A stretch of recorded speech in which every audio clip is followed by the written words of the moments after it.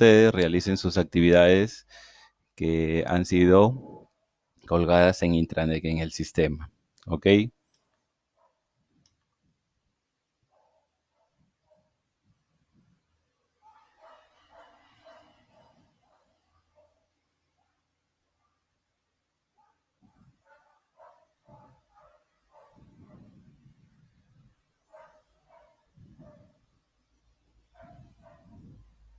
Entonces es lo que hoy nos corresponde, ¿no? El repaso de estas 3 semanas. La primera parte que vamos a tener aquí en cuenta son las generalidades de la ciencia geográfica. Bueno, como ustedes saben, en casi todos los grados se lleva, la mayoría empieza con este aspecto, ¿no? Este contenido, la geografía en lo que tiene que ver con sus definiciones. Nos plantean siempre dos, ¿no? La definición clásica y la definición moderna, científica le llaman algunos. Bueno, aquí, como podemos ver, la definición clásica está plasmada como lo que se refiere a la etimología, ¿no? La ciencia que estudia el origen de las palabras. De geografía proviene de dos palabras griegas, geo y grafo, ¿no? Descripción de la tierra, como ustedes lo saben. Acá, punto importante, ¿no? Esta concepción de la geografía como descripción de la tierra se inició en la antigüedad y continuó durante la Edad Media, ¿no? Recordad que la Edad Media es una época oscura, ¿no es cierto?, para la ciencia, donde justamente los religiosos no permitieron el avance de la ciencia, ¿no?, incluida la geografía. Bueno, en la Edad Moderna todo evoluciona, con las definiciones o conceptos también pasa lo mismo, ¿no? Dice aquí, sin dejar de ser descriptiva, adquiere un carácter explicativo al preguntarse sobre las causas, procesos y efectos de todos los hechos y fenómenos geográficos, ¿no? Hechos donde hay intervención de la mano del hombre, fenómenos son resultado de la propia naturaleza, ¿no es cierto? Bien, se menciona aquí también que la geografía científica surgió como un saber institucional en Alemania, París y Londres, bajo el impulso de un conocido nuestro, ¿no? Un conocido para el Perú, Alexander von Humboldt, ¿no? Realizó varios estudios acá en nuestro territorio. De repente el más conocido es aquel donde mide la temperatura del mar peruano por primera vez, ¿no? Carlos von Ritter, Vidal de la Blache, entre otros, ¿ok? Bueno, aquí la imagen de von Humboldt, ¿no? Un adelantado a su época, ¿no? Nos dicen que este personaje anticipó la llegada del cambio climático. Bueno, en el segundo punto, teorías geográficas. En algunos textos, en lugar de teorías, aparece como doctrinas geográficas, ¿no? Estas teorías tratan de explicar la relación entre el hombre y la naturaleza, ¿no? El binomio hombre-naturaleza o viceversa.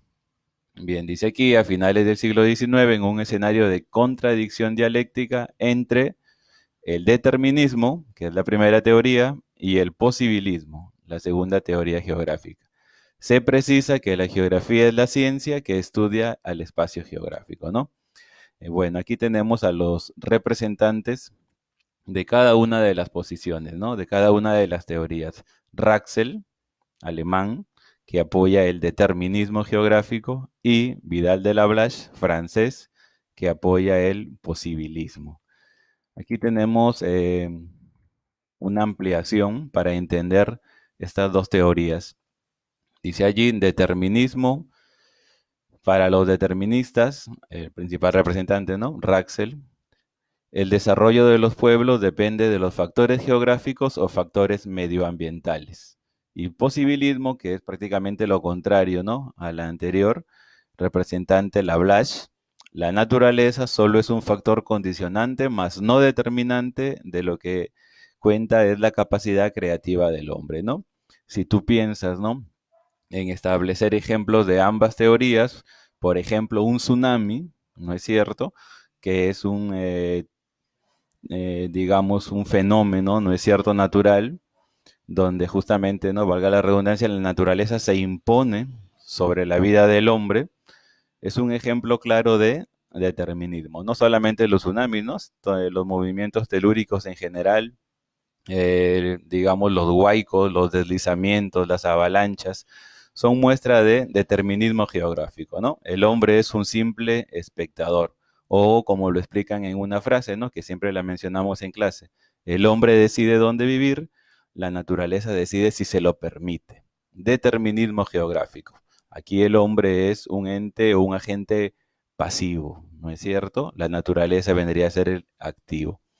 Y bueno, el posibilismo geográfico, que es todo lo contrario, es la teoría más aceptada, nos da, en la actualidad se le da mayor validez, ¿no? Justamente porque nos dice que el hombre se impone a la naturaleza, se adapta, ¿no es cierto? La transforma.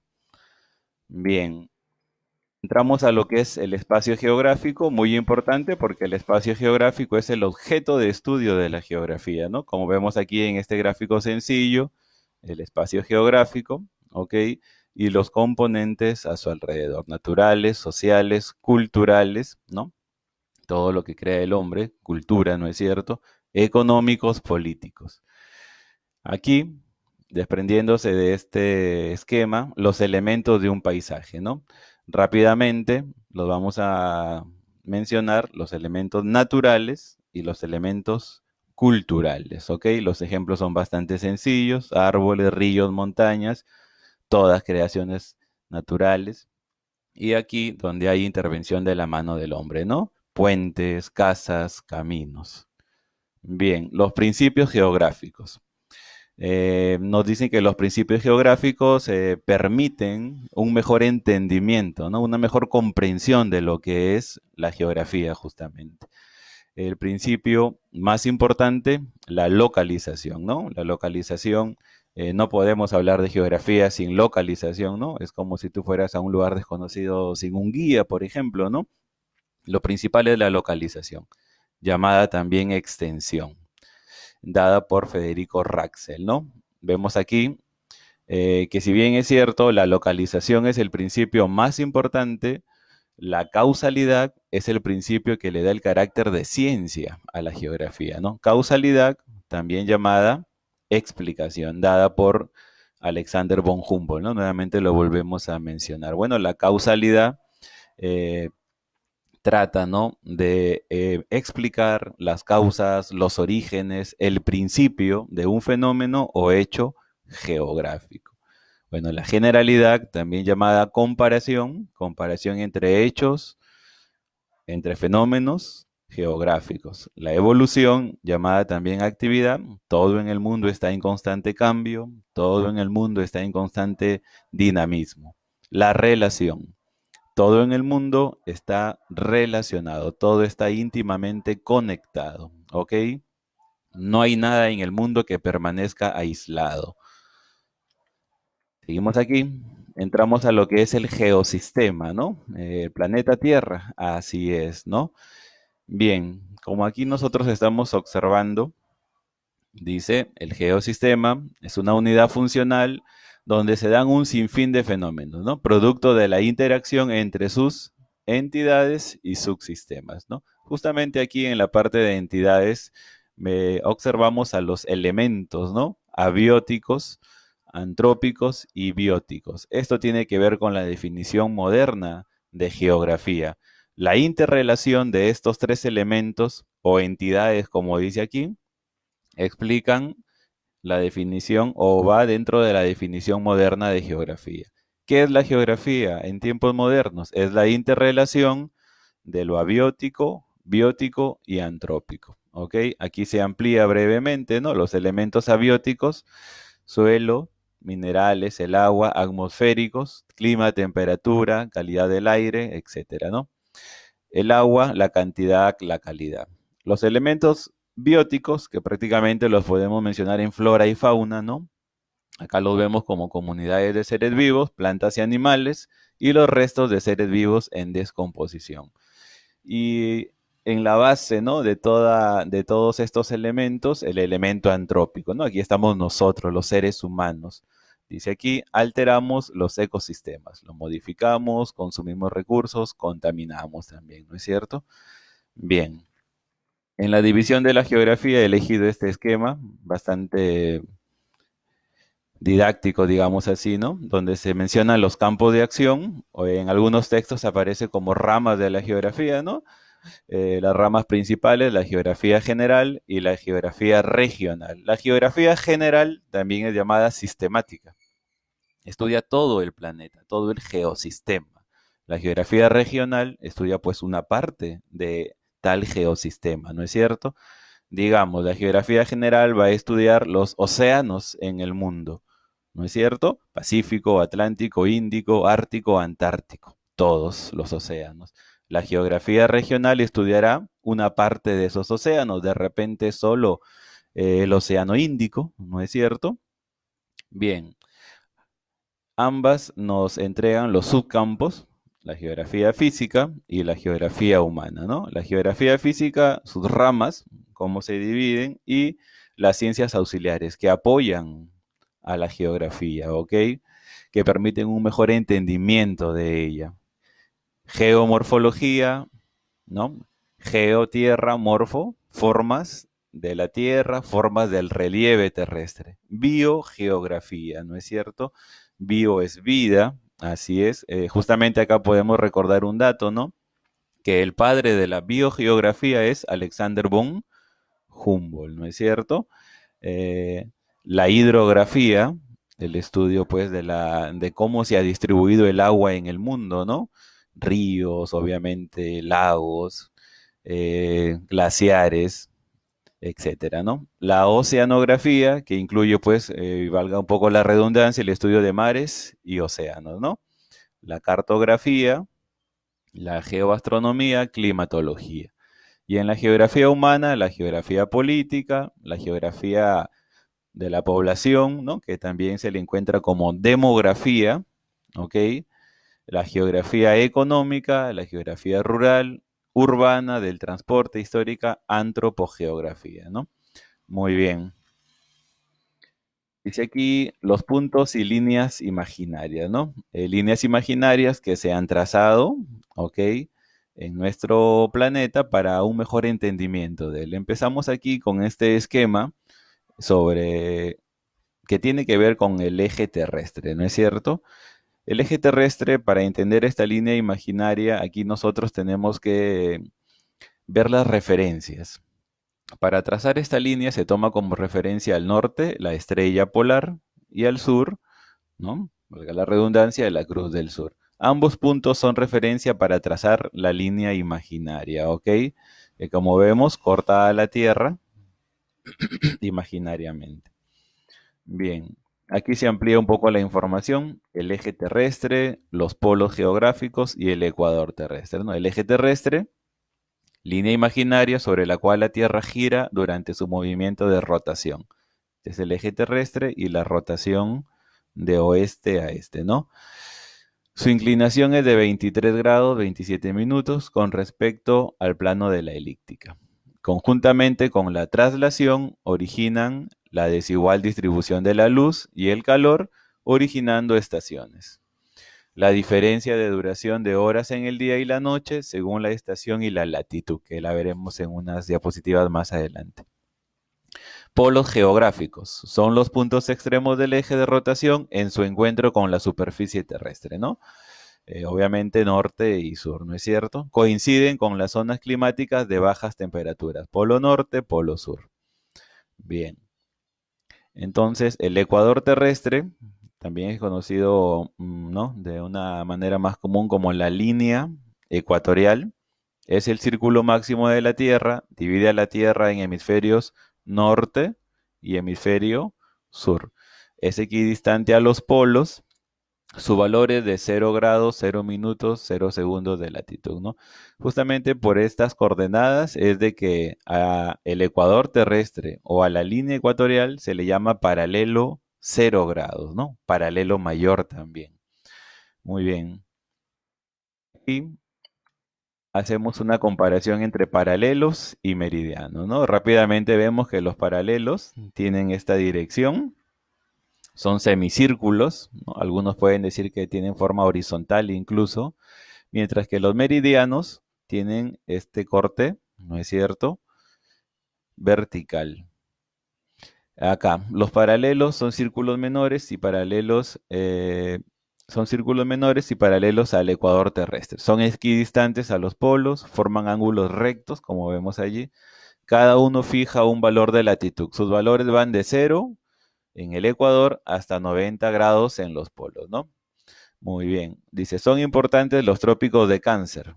Aquí, la línea que yo estoy señalando con el cursor, ¿ok? El trópico de Cáncer y también el trópico de Capricornio, aquí, ya en el hemisferio sur. Una pregunta clásica es, ¿no es cierto? ¿Y el Perú? ¿Entre qué paralelo se encuentra? Bueno, el Perú se encuentra entre la línea, bueno, el Perú está acá, ¿no es cierto? Nosotros rápidamente lo ubicamos aquí.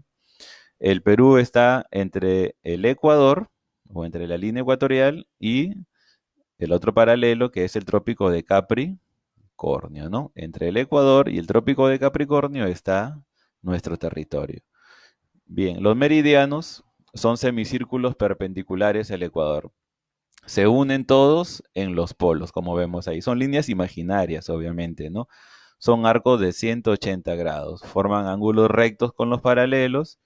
La mayor curvatura se encuentra en el cruce con el Ecuador, ¿ok? Cada uno fija un valor de longitud. Sus valores van de 0 a 180 grados, ¿no? Los principales son el meridiano de Greenwich, 0 grados, aquí en la parte central, ¿no es cierto? Bueno, se le llama Greenwich, tú lo sabes por cultura general, porque hay una ciudad en Inglaterra donde hay un observatorio, bueno, una ciudad que lleva ese nombre, ¿no? Greenwich, donde hay un observatorio astronómico, y bueno, ¿no? Por allí atraviesa el meridiano 0 grados, uno de los meridianos principales, Greenwich. Y también el meridiano 180 grados, ¿no? Que como acá nos menciona, sirve para el cálculo de la hora internacional, la línea internacional de cambio de fecha. Líneas imaginarias, rápidamente, ¿no? Letra A, círculo polar ártico, como vemos acá, la línea imaginaria que estamos señalando. Trópico de Cáncer, aquí también el hemisferio norte, ¿no es cierto? Ecuador terrestre o línea ecuatorial o paralelo 0 grados, trópico de Capricornio, acá, ¿no es cierto? Círculo polar antártico. Y finalmente, bueno, acá en esta parte, ¿no es cierto? Y finalmente el meridiano base, ¿no? El meridiano de Greenwich, los 0 grados. Esto es importante, ¿no? Para determinar lo que es latitud y longitud. Bueno, las coordenadas geográficas, ok, dice aquí, sistema de coordenadas, es un sistema de referencia que utiliza las dos coordenadas angulares, latitud norte y sur, y longitud este y también oeste, ok, bien, veamos aquí, ¿no? Cuadro comparativo entre la latitud y la longitud. Aquí vemos los esquemas clásicos, ¿no? Que nos van a permitir comprender estas dos coordenadas, ¿no? Latitud, medida desde el Ecuador a cualquier punto del globo terrestre. El Ecuador está aquí, ¿no es cierto? Tomemos este punto como referencia. Desde este punto, ¿ok? Desde este punto hacia el Ecuador, esta distancia cubierta se convierte en la latitud, ¿ok? Distancia angular máxima de 90 grados. Se toma como referencia los paralelos.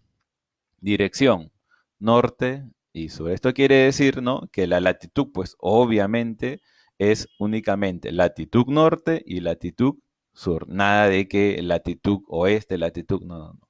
Latitud norte y sur, nada más. ¿Ok?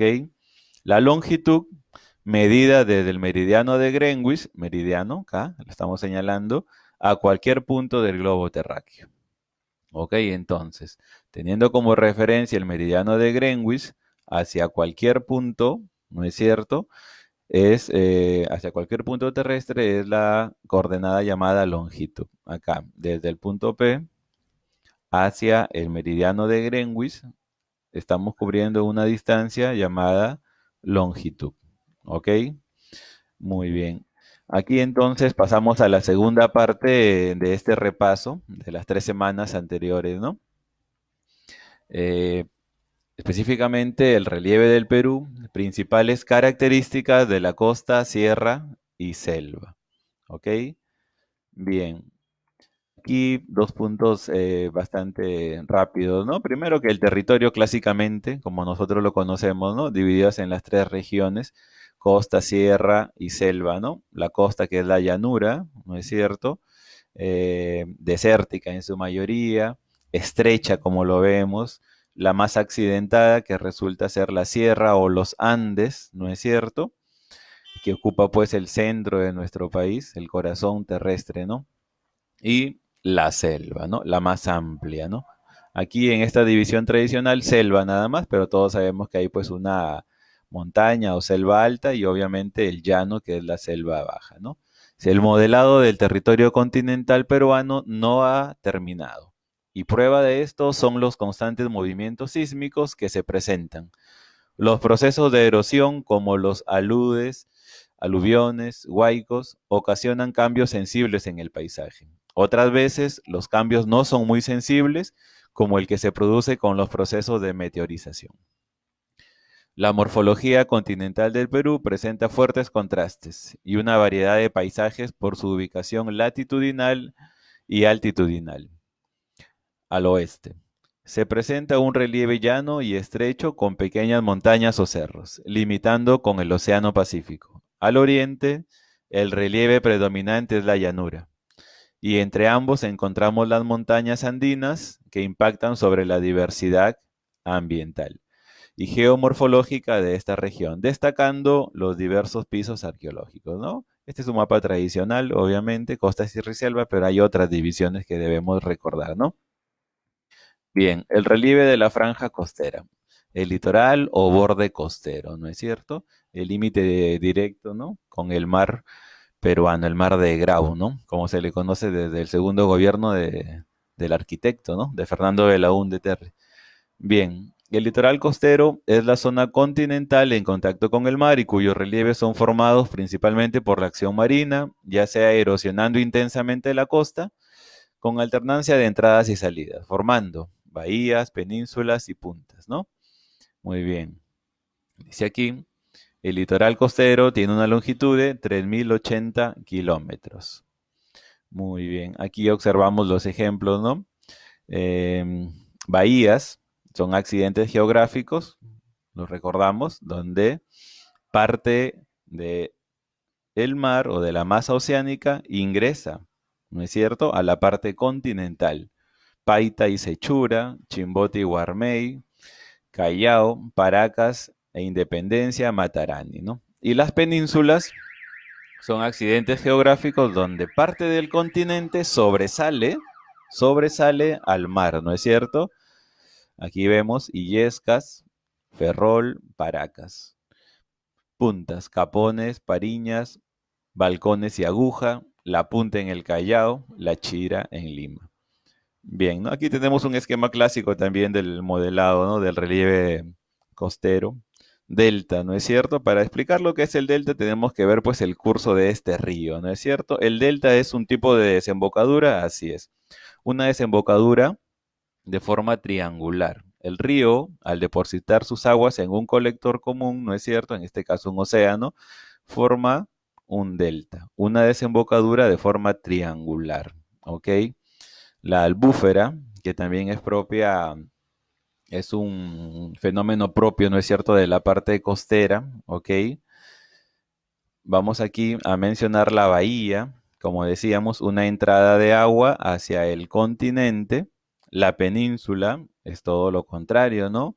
Aquí la parte continental sobresale en el mar. El istmo es este pequeño canal que conecta justamente la parte continental con la península, ¿no es cierto? Este pequeño estrecho que acá vemos. Bueno, la ría es un tipo de valle fluvial, ¿no? También tiene que ver con un río. El río bueno, el valle que se forma por esta desembocadura es denominado ría. El acantilado, muchas veces ustedes han ido tal vez a la playa, ¿no? Y han visto que hay lugares donde no hay justamente, digamos, acceso para nosotros, ¿no? Las olas chocan directamente con las piedras, ¿no es cierto? Esa formación rocosa representa un acantilado, ¿no? Acá en nuestro departamento, en Puerto Eten, lo podemos observar claramente, ¿no? El Golfo tiene prácticamente la misma definición que una bahía, ¿no? Una entrada de masa oceánica al continente. El cabo, que también es un pronunciamiento de la parte continental en el mar, y bueno, las playas, ¿no? Que son depósitos de arena y otros materiales. Claro que han sido modificados para, por ejemplo, el turismo, ¿no? Bien, la llanura costera, encontramos aquí los valles, ¿no? Constituyen los abanicos fluviales o conos de deyección. ¿Qué significa esto? Que en los valles se ha acumulado todo el material acarreado por los ríos. ¿Ok? Para que exista un valle tiene que haber un río, ¿no es cierto? Los ríos al bajar de su curso superior, medio y hasta el inferior arrastran material. Todo ese material se acumula en los llamados conos de deyección. Dice que forman los 53 ríos de la vertiente del Pacífico en su curso inferior. Sus suelos son los más productivos. ¿Productivos para qué? Para la agricultura principalmente, ¿no? Vemos aquí los principales valles costeños. Vamos a mencionar Lambayeque, ¿no? Tiene que ver con los ríos principales, obviamente. El río La Leche, el río Chancay, su nombre completo es Chancay Lambayeque, ¿no es cierto? Y que se divide, pues, a su vez en el río Reque, ¿no? Y aparte, el otro río importante acá en Lambayeque, el río Saña. Muy bien. Vamos aquí a mencionar otro accidente geográfico de esta parte de la costa, las Pampas, también haciendo referencia en Lambayeque, pero acá mencionamos, ¿no? Son llanuras desérticas formadas por depósitos aluviales y eólicos, ¿no? ¿Qué quiere decir esto? Que las pampas se han formado justamente por el arrastre, ¿no? De materiales que han sido llevados hasta allí y también por el viento, ¿no? Que como todos sabemos transporta pues distintos materiales. Constituyen un gran potencial para el desarrollo de la agricultura. Potencial, ¿no? ¿Por qué? Porque debemos recordar que hay un déficit de recurso hídrico, ¿no? Las pampas pueden ser muy productivas, pero no lo son porque obviamente necesitan obras de irrigación, como acá dicen, ¿no? La pampa más extensa del Perú está acá en nuestro departamento, en Olmos, ¿no? Muy bien. Sigamos. Bueno, aquí tenemos dos imágenes. La primera, que acá estoy mencionando acá a la izquierda, las pampas de Olmos, es un relieve característico, ¿no? Desértico, árido. Vemos acá una trocha, ¿no? Que ha sido trazada por los pobladores, algunos arbustos y algarrobos, que es una flora típica, ¿no? Endémica, se puede decir, de este lugar. Aquí también observamos otra pampa, las pampas de Reque, también en nuestro departamento. ¿Ok? Si alguien se pregunta, ¿no? Profesor, Lambayeque tiene tres provincias, así es, Lambayeque, Ferreñafe, Chiclayo. ¿En las tres provincias existen pampas? Sí. Ejemplo, ¿no? Olmos, ¿no es cierto? En Lambayeque, Reque en Chiclayo y en Ferreñafe también las hay. Hay pampas en las tres provincias, ¿ok? Muy bien. Entramos aquí a los tablazos. Este es un relieve muy singular, ¿no? Todos sabemos que son relieves que están en proceso de levantamiento, ¿no? Como dice aquí, son terrazas de origen marino que han sufrido un proceso de levantamiento, constituyendo unidades aisladas. La mayoría están cubiertos por arena, formando desiertos en Piura e Ica, entre otros. Los tablazos de la costa norte poseen hidrocarburos y fosfatos, ¿no? He ahí el potencial. Aquí vemos los estratos y cómo se han superpuesto uno tras otro, ¿no? Dando origen pues a estos tablazos, a estos terrenos que están en ascenso. Aquí vemos una imagen también a la derecha, ¿no? Para tomar como referencia el nivel del mar que coincide con las terrazas o tablazos, ¿ok? Algunos de los principales en Tumbes, Piura, Lima e Ica, ¿no? Hay una pregunta clásica de examen, ¿no? El tablazo más poblado del Perú es justamente el tablazo del Lurín, la tablada del Lurín, ¿no? Muy bien. Sigamos. Aquí mencionamos a las depresiones y las dunas, ¿no? Son las zonas hundidas de la superficie costera. Como vemos aquí, esta zona es la depresión y las zonas vecinas están por encima de ella, ¿no? Una depresión es un relieve por debajo de sus zonas vecinas, ¿correcto? En Piura, Lambayeque, Cañamac específicamente, 5 metros bajo el nivel del mar. En Lima, Ica, Arequipa, Tacna, ¿ok? Las dunas, ¿no? Que muchos las relacionamos con los desiertos. Miren la imagen, ¿no es cierto? Se puede decir que son parte del desierto, claro que sí. Son formas de relieve localizadas en zonas desérticas y constituyen montículos inestables de arena que van, que van cambiando de forma y posición, transportada y depositada por el viento. Algunas de las cuales son de tipo Barján, o sea, son las que forman media luna, ¿no es cierto? Veamos aquí los principales desiertos: Sechura, Ancón, Paracas, Sica, La Joya, Arequipa, ¿ok? Acá se menciona un ejemplo específico, la duna más grande de nuestra costa, ubicada en Virú, Trujillo, ¿no es cierto? La duna llamada Purpur. Muy bien. Si nosotros acá continuamos, mencionaremos las estribaciones andinas o contrafuertes, ¿no? Como nosotros los observamos en nuestro paisaje lambayecano y les decimos, pues, como acá dice, ¿no? Comúnmente les denominamos cerros, ¿ok? Son cadenas de montañas de poca elevación, comúnmente denominados cerros, ubicados entre los Andes y el litoral. Esto quiere decir que son cadenas que desde los Andes, desde la sierra, van, ¿no es cierto?, formando cadenas hasta el litoral, hasta la costa. Y claro, van perdiendo altura, ¿no? A medida que van al oeste. El Morro Solar en Chorrillos, San Cristóbal en Rímac, San Cosme, es un cerro también, ¿no es cierto?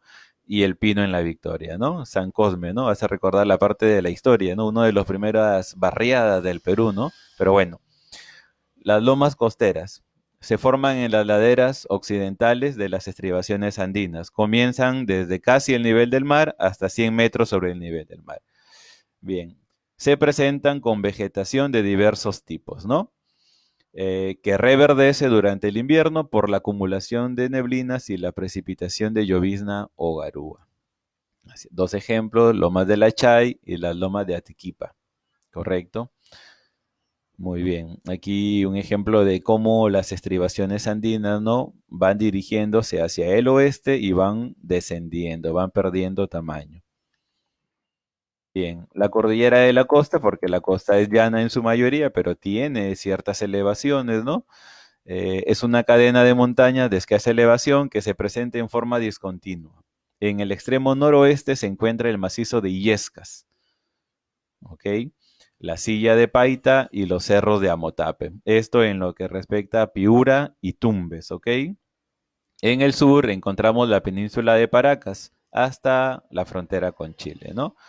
Aquí vemos dos ejemplos de relieves, ¿no? Las lomas de la Chay en Lima, lomas, pequeñas elevaciones, y el valle de Jequetepeque, ¿ok? El río, pues, del mismo nombre, ¿no es cierto? Es un valle arrocero muy importante. Bien, nosotros dejamos lo que es la parte costera y pasamos a la siguiente región, ¿no? La región andina o sierra, como la llamaron los invasores españoles. Recuerden que al hablar de Cordillera de los Andes hablamos de la más extensa del planeta, ¿no es cierto? Que comienza pues en Chile, Argentina, sigue a Bolivia, recorre el Perú, ¿es cierto?, Ecuador, Colombia y una pequeña parte del territorio venezolano. Solo una pequeña parte, el resto es llano, ¿no? Es ahí que les llamen el país llanero, ¿no es cierto? Entonces, como vemos aquí, solo una pequeña parte o mínima parte es cubierta por la cordillera andina, de Chile hasta Venezuela. Ahora, esa cordillera de los Andes, aquí en el Perú, tiene tres sectores bastante bien definidos, ¿no? Como vemos aquí, si yo señalo la parte sur, la parte centro y la parte norte, ¿no es cierto? Pero, ¿cuáles son los accidentes geográficos que delimitan estos sectores en lo que es la selva, discúlpenme, en la sierra peruana? Los nudos, ¿no es cierto?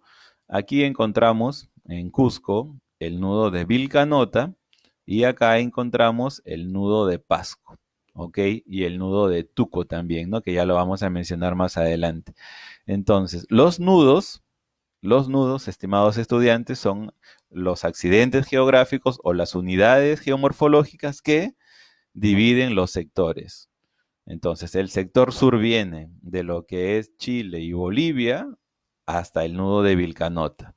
Como vemos acá, son dos cadenas, ¿no es cierto? Cadena occidental y cadena oriental, que van a confluir aquí en el nudo de Vilcanota.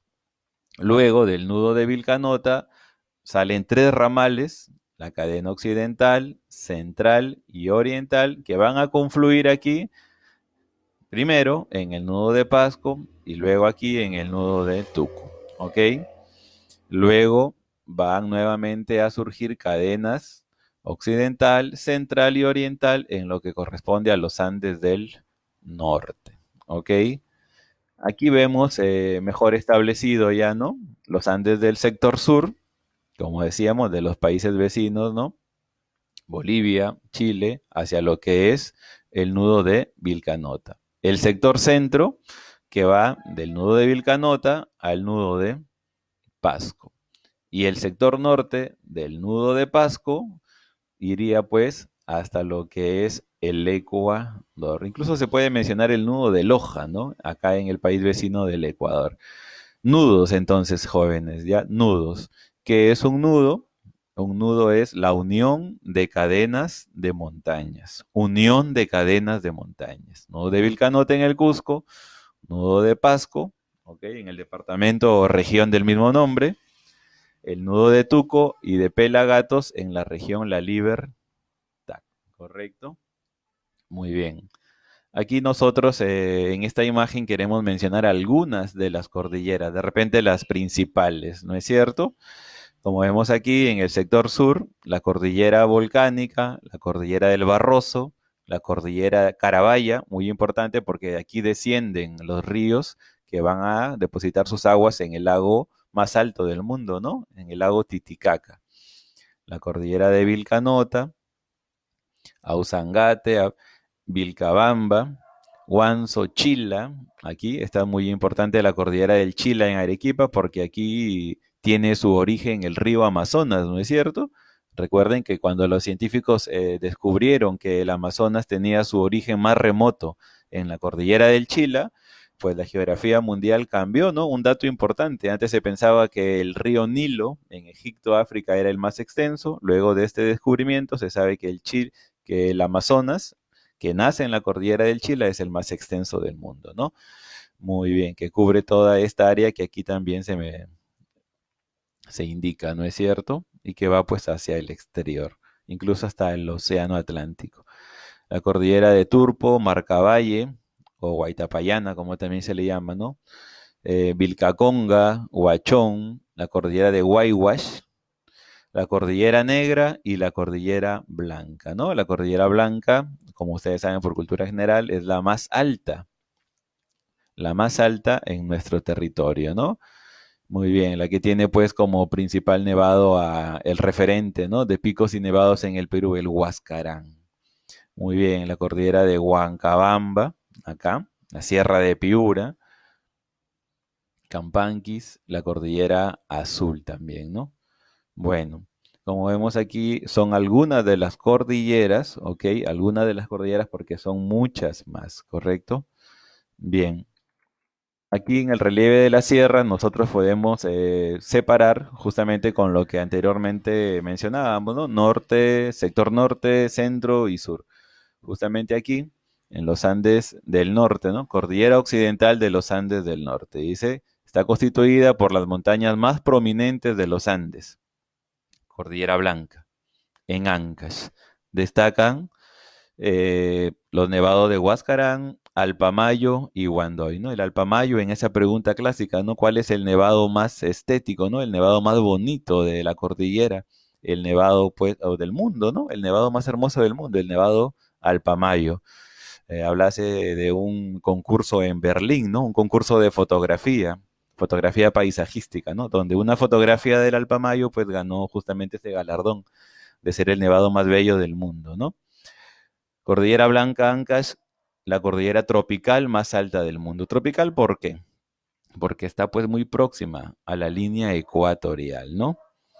La cordillera del Huayhuash en Lima, Ancash y Huánuco. Entre esos tres territorios destaca el Yerupajá, es la segunda montaña más alta del Perú.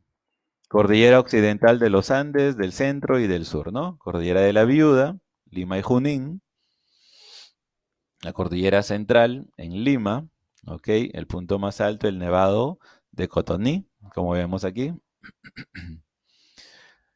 La cadena de conos volcánicos, ¿no? Sabemos que el Instituto Geofísico Peruano nos da los datos de que los volcanes en el Perú, ¿no? Están ubicados en su mayoría aquí, en estos departamentos, Ayacucho, Arequipa, Moquegua y Tacna, ¿no?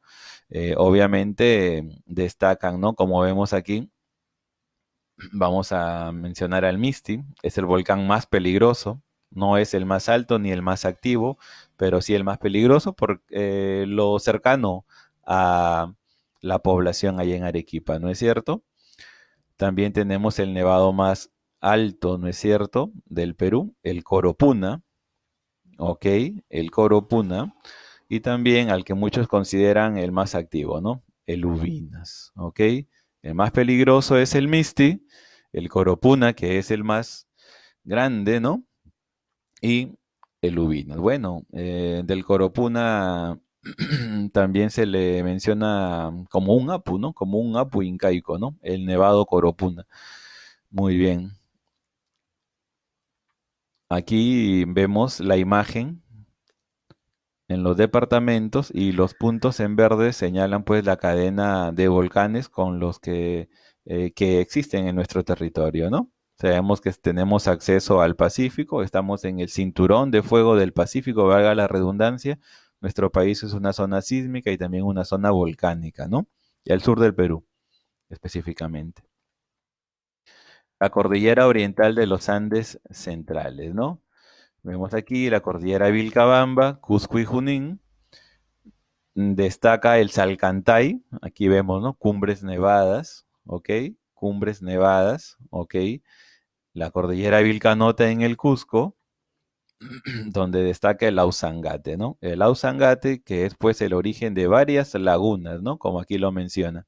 Muestra glaciares activos, numerosos valles en forma de U y lagunas de origen glaciar, como la Sihuinacocha, ¿ok? Muchas lagunas, producto del deshielo, ¿no?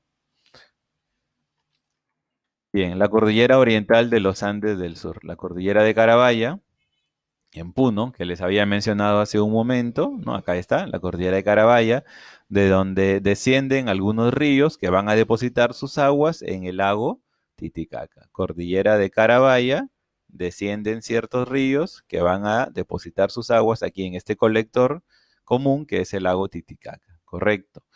Ubicada pues en Puno, obviamente, ¿no? Lago Titicaca siempre lo relacionamos con Puno. Muy bien.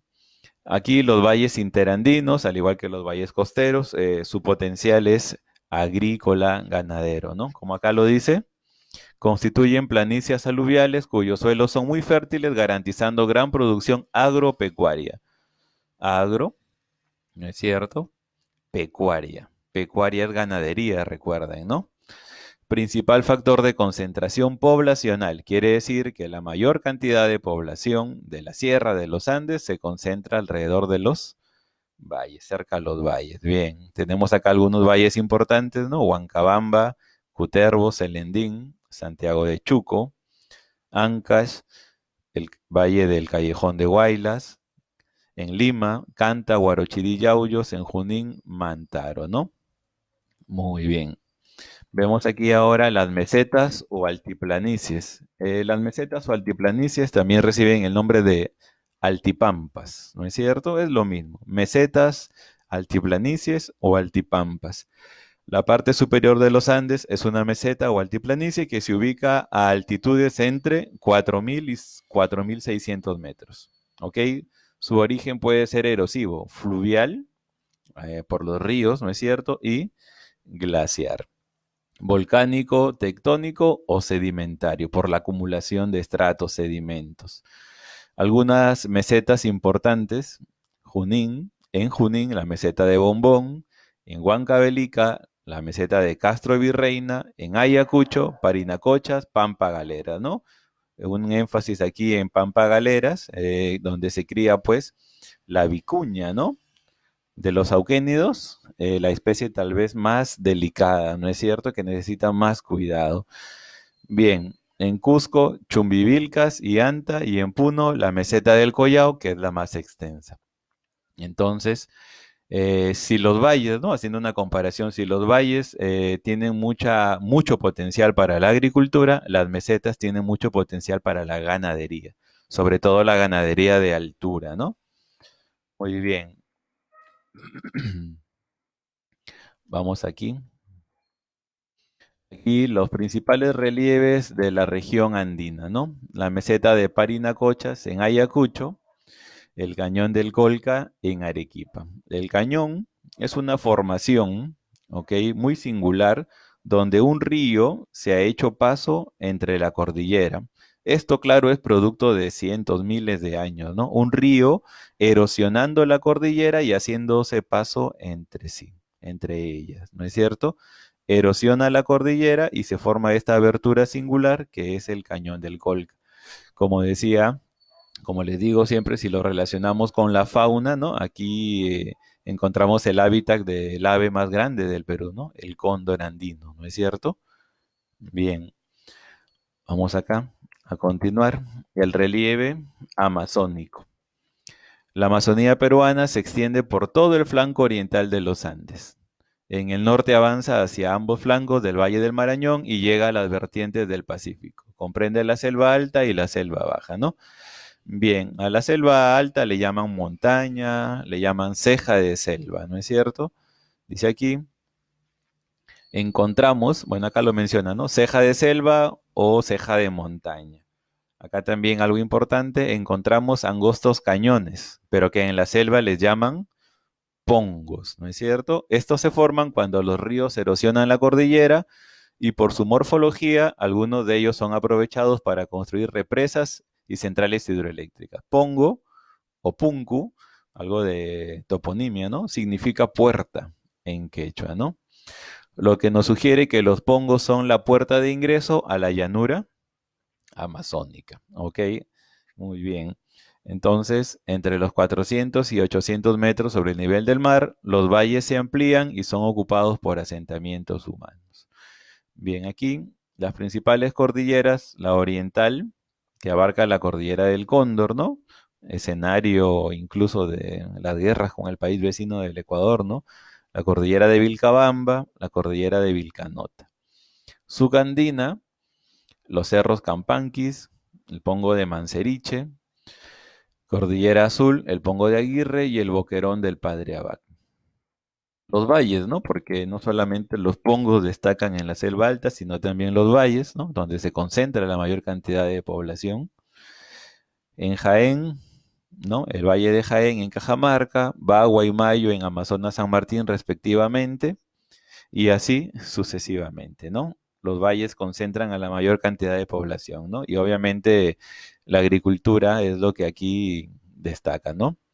En la selva baja se extiende entre los 80 y 400 metros sobre el nivel del mar, está conformada por la gran llanura amazónica y está cubierta totalmente de una densa vegetación de bosque tropical, en la que se pueden distinguir diversas formas de relieve, ¿no?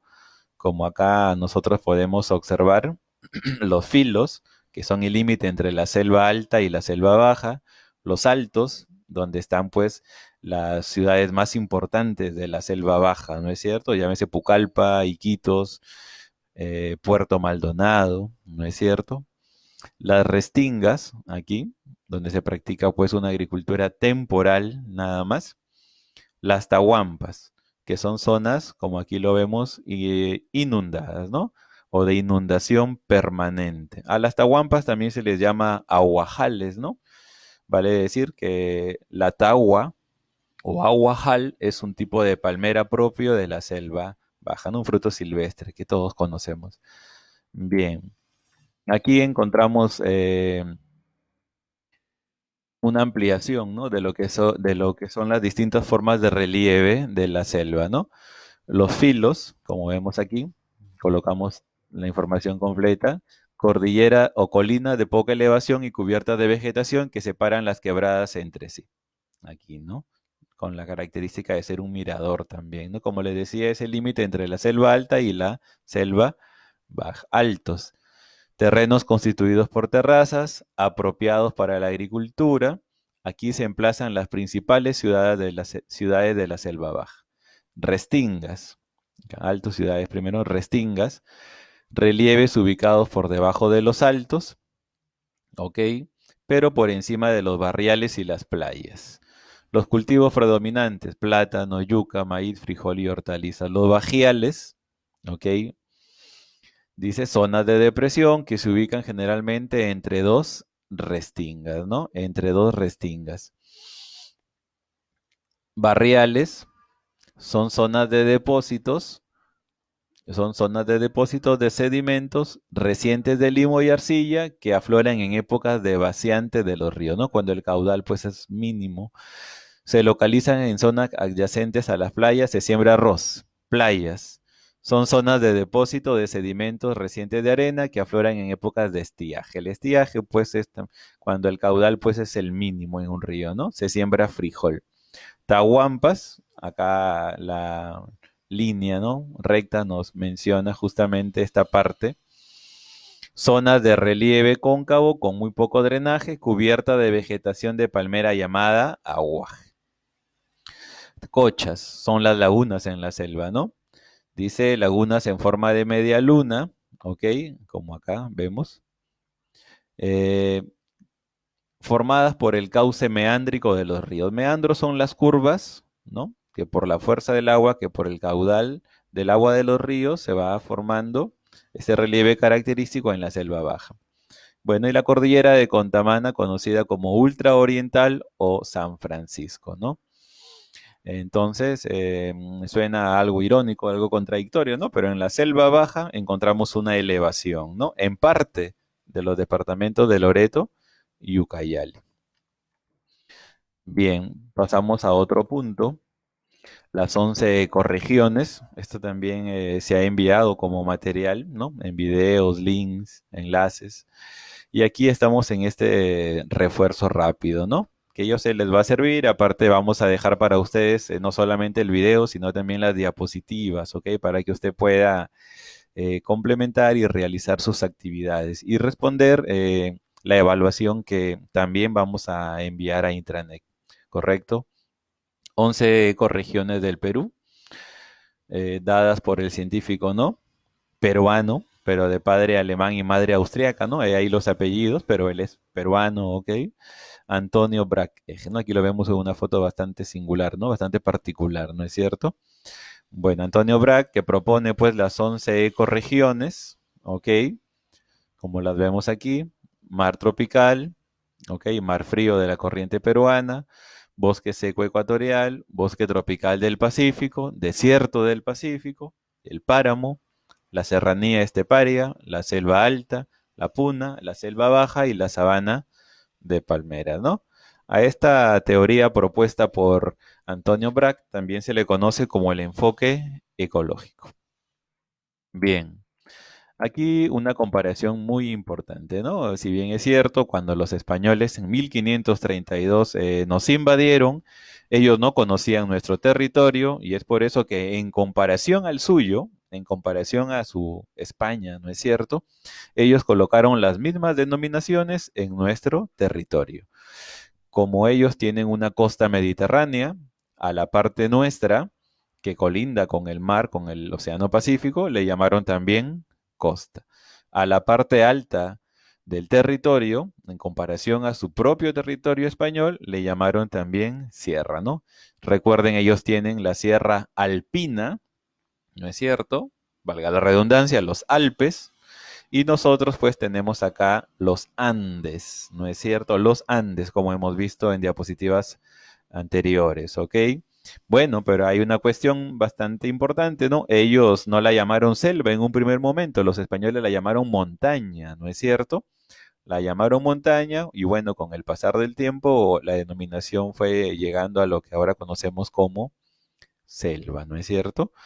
Bien, con el pasar del tiempo se propone ya una división propiamente, netamente peruana, ¿no? Los geógrafos peruanos se comienzan a preguntar por qué debemos aceptar esta división impuesta por los invasores.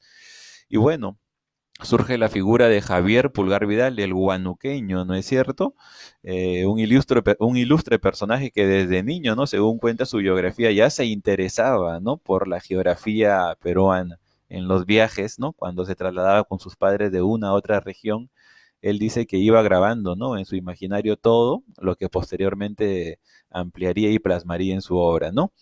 Bien, bueno, Pulgar Vidal deja de lado esta división tradicional impuesta por los invasores y propone, después de recorrer el Perú, su tesis de las 8 regiones, ¿no? Costa Ochala, Yunga, Quechua, Suni, como vemos ahí en la leyenda, ¿ok?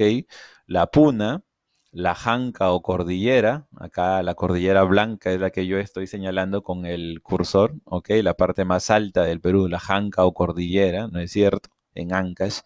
La selva alta o Rupa Rupa, la montaña, ¿no es cierto? Que choca con los Andes, obviamente, y la selva baja o Omagua, la más extensa, ¿no? La llanura. Bien, las teorías siguen evolucionando, ¿no? Y sobre la base del trabajo de Javier Pulgar Vidal, el trabajo de las regiones geográficas, surge la figura de Antonio Brac, ¿no? Que lo hemos visto anteriormente en la diapositiva. Y él plantea, ahora obviamente con el apoyo digamos, métodos científicos, ¿no? La ciencia avanza, le permite pues hacer una mejor división del territorio peruano. Plantea que las 8 regiones también pueden ampliarse a lo que él conoce como 11 ecoregiones, ¿no? Teniendo en cuenta el enfoque ecológico, ¿no? Si yo quiero hacer una comparación, Javier Pulgar Vidal aquí como principal criterio para dividir el territorio en 8 regiones, tomó a la altitud. La altitud fue el criterio más importante para que Pulgar Vidal dividiera al Perú en 8 regiones. Aquí el criterio más importante es el enfoque ecológico, ¿no? Bueno, divide al Perú en 11 ecorregiones, como lo vemos aquí en el mapa plasmado, el mar frío de la corriente peruana, el mar frío de la corriente peruana, el mar tropical, parte de Piura y Tumbes, ¿no es cierto? Coincide con las playas más populares, ¿no es cierto? El turismo de sol y playa. Bien, el desierto del Pacífico, esta franja costera aquí que vemos de un color claro, ¿ok? El bosque seco ecuatorial, que lo vemos aquí, Tumbes, Piura, Lambayeque, parte de la Libertad, y hace un ingreso al oriente, ¿no? Bosque seco ecuatorial, ¿ok? Específicamente bosque seco ecuatorial y los bosques del Marañón, ¿correcto? Bien, también vemos el bosque tropical del Pacífico aquí, al oriente del departamento de Tumbes, ¿no es cierto? Lo que se conoce comúnmente como una selva dentro de la costa. Visitar, ¿no? Esta parte de nuestro Perú, el bosque tropical del Pacífico, es encontrar una flora y fauna propia de la selva, pero en territorio costero, ¿no? Una selva dentro de la costa. Bien, también encontramos aquí la serranía esteparia, como la vemos aquí con el color característico, este marrón, ¿ok? La serranía esteparia, desde la Sierra de la Libertad, desde la Sierra de la Libertad, aquí estoy indicando, ¿no? Va descendiendo hacia el sur, aquí, hasta lo que es la frontera con Chile y Bolivia, ¿no es cierto? Bien, sigamos acá, el páramo es una región de cambios drásticos de temperatura, ¿no? De bosques de nubes, de neblinas permanentes en algunas temporadas, ¿no es cierto? El páramo, ¿ok? Aquí. En las zonas altas, en las zonas altas de, ¿no es cierto? El territorio que vemos acá, Piura y Cajamarca, ¿ok? Las zonas más altas de Piura y Cajamarca son lo que Antonio Prat llamó la ecorregión del páramo. La puna, vemos allí con el color característico, su nombre completo es la Puna y los Altos Andes, ¿no? Es la ecorregión que tiene los territorios más altos del Perú, la Puna y los Altos Andes. Luego la selva alta, aquí hay una cuestión en la leyenda, los colores, ¿no? Pero yo la voy a señalar. La selva alta, en este caso es el color verde más claro, ¿ok? La selva alta. La selva baja, insisto, están al revés estos colores, ¿ok? La selva baja es la ecorregión más extensa, la que aquí está con este verde oscuro, ¿correcto? Bien, y la sabana de palmeras o Chaco, ¿no? Una ecorregión muy singular aquí en esta parte, ¿no? Tomando parte de lo que es Madre de Dios, incluso una pequeña parte de lo que es Puno, ¿ok? Muy bien. Teniendo en cuenta ello, yo menciono, ¿no? Que Antonio Brack, para dividir el territorio en 11 ecorregiones, tomó en cuenta lo siguiente, ¿no? Los tipos de clima, las regiones geográficas, la hidrografía, la flora y la fauna, ¿no? Es por eso que se le llama el enfoque ecológico, ¿no es cierto? Bien, el Mar Frío, la región donde existe gran variedad de animales gracias a la corriente peruana de Humboldt, ¿no? La corriente que tiene una dirección de sur a norte, ¿no es cierto? Es una corriente que muchos afirman sale de la Antártida. Todo lo que sale de la Antártida, vientos, corrientes marinas, viene con una temperatura bastante fría, ¿no es cierto? Llega a nuestro territorio también con una temperatura fría y luego, por el movimiento de rotación, tiende a desviarse al oeste, ¿no? Ahí encontramos el relieve típico, ¿no? Y también recordemos que el mar frío es la parte de nuestro mar más rica en especies, ¿no es cierto?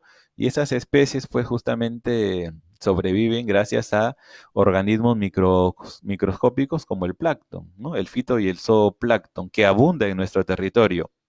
Sumado a eso debemos decir que la cantidad de sal en nuestro mar frío es la cantidad exacta, precisa, ¿para qué? Para que el plancton pueda flotar, ¿no? Entonces nosotros recordemos eso, que la salinidad del mar frío, ¿ok? Permite la flotabilidad del plancton. El plancton flota, las especies lo encuentran fácilmente, se alimentan de él, ¿no es cierto? Y pues por consiguiente nuestro mar se vuelve rico en especies, ¿no? El mar tropical se caracteriza por la calidez de sus aguas, producto de la corriente del Niño. En este caso es una corriente que viene de norte a sur, es parte de la corriente ecuatorial, ¿no es cierto? Muy bien, ahí encontramos, ¿no? Un espécimen en fauna, la tortuga. Las aguas son más claras, ¿no es cierto? Producto de la salinidad y también producto de la refracción de la luz, como se dice en física, ¿no es cierto? La caída de la luz solar sobre una superficie densa hace de que se torne esta de colores claros, ¿no es cierto? Es el mismo principio que cuando tú estás en un auto, ¿no? Y divisas al horizonte, pareciera que estuviera lloviendo, ¿no? O pareciera que tú ves ahí vapor de agua, pero te acercas y no hay nada, ¿no? Es justamente la refracción de la luz, ¿no? Los rayos solares cayendo sobre una superficie densa. Aquí pasa lo mismo. El mar tropical está en lo que es Piura y Tumbes y se va más al norte, obviamente, ¿no? Los rayos solares caen en la superficie densa y las aguas se tornan de un color más claro. El desierto del Pacífico, solo hay vegetación en los valles y las lomas, ¿no? Y bueno, la vegetación en las lomas, como mencionamos antes, depende pues de las lluvias, de las garúas, ¿no? En esta ecorregión abundan alacranes, como aquí vemos, ¿no es cierto? No es un escorpión, es un alacrán, ¿no? Es de menor tamaño si queremos compararlo fácilmente, ¿no? Pero igual son bastante peligrosos, ¿no? Y también aquí encontramos las dunas, ¿no? Que son propias de esta parte del Perú. El bosque seco ecuatorial, su clima se caracteriza por una prolongada estación seca anual que puede ocupar 9 meses del año. Aquí vive la pava blanca, el oso de anteojos, el gato montés. Podemos mencionar también especies en flora como los algarrobos, ¿no? Los ceibos, zapotes. Aquí encontramos el oso de anteojos. Esta es una foto sacada de una página de la reserva de Chaparrí, acá en Chongoyape, ¿no es cierto? Una reserva privada, acá en Chongoyape, Lambayeque. Bien, y acá también una imagen, ¿no? De un área de bosque seco ecuatorial con los algarrobos, que es su flora característica. El bosque tropical, el nombre correcto sería bosque tropical del Pacífico, ¿no? O el nombre completo. Está cubierto por bosques verdes y árboles que superan los 30 metros de altura. Es la única zona de la costa del Perú donde hay monos en su ambiente natural, ¿no? Como les decía, una selva dentro de la costa, ¿no? Ubicada al oriente de Tumbes, solo al oriente de Tumbes, ¿ok? Bien, entramos a las ecorregiones de la sierra, la serranía esteparia o sierra esteparia como está aquí. Las temperaturas oscilan entre los 6 y 12 grados centígrados. Las lluvias son abundantes. Encontramos el guanaco, una de las 4 especies de auquénidos, ¿no es cierto? El guanaco, bueno, originalmente vive en estado silvestre, ¿no? En estado silvestre. Y bueno, vemos acá un paisaje, ya los territorios comienzan a ser o a verse en declive, en caída, ¿no es cierto? Luego pasamos a la Puna y los Altos Andes. Su clima es frío y la luz solar fuerte. Habitan las vicuñas, vizcachas, el zorro andino y el cuy silvestre, ¿no? Vemos aquí la Puna y los Altos Andes, ya las cumbres, ¿no? Los nevados perpetuos, como a veces lo mencionan. Y una especie en fauna característica, ¿no? La vizcacha, muy perseguida por su piel, ¿no? Como todos sabemos, la utilizaban para la famosa industria de la peletería, ¿no? El trabajo en pieles y cueros, pero bueno, ahora es muy criticada, ¿no? El páramo es una zona de muchas neblinas. La temperatura por las noches baja a -0 grados. Su fauna y flora es similar a la puna, ¿no? Como les decía, el páramo está en las partes altas, en las zonas más altas de Piura y Cajamarca. La selva alta es una de las regiones más ricas del Perú. En flora destaca la cochinilla, aquí, la cochinilla, ¿no es cierto? Tiene productos, digamos, propiedades medicinales y estéticas incluso, ¿no? Es un tipo de cactus. Y bueno, acá una imagen característica de la selva alta o montaña, ¿no? Donde recordemos, destacan los valles y los pongos. La selva baja es una de las zonas mejor conservadas. Viven ahí guacamayos, el oso hormiguero, el jaguar, ¿no? Debemos mencionar también que la selva baja, Antonio Brac la llama bosque tropical amazónico.